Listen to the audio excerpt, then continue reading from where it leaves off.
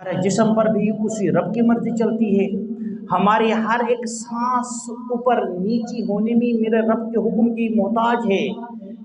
उसको इजाज़त मिलता है तो तब वो सांस नीचे चली जाती है, और फिर ऊपर आने में भी वो रब के हुक्म की मोहताज है।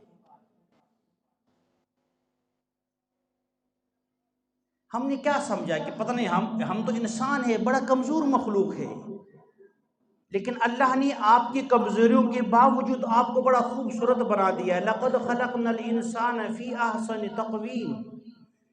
खुदारा इस खूबसूरती को बरकरार रखे, और इस खूबसूरती की बरकरार करारी इसमें है कि अपनी इस मुख्तसर सी ज़िंदगी को अल्लाह के नबी की तालीमात के मुताबिक गुजारे भाई, तब ये खूबसूरती बाकी रहेगी। वरना उलाइक कल अनामी बल हुम अज़ल्लु वाला हालात बनेंगे। जो अल्लाह की नाफरमानी में आते हैं तो रब ने कहा तो ये जानवरों से भी बदतर है। इसलिए मेरे दोस्तों, अल्लाह रब्बुल से दुआ है कि हम सबको जो सुनते हैं पढ़ते हैं उन पर अमल करने की तौफीक अता फरमाए।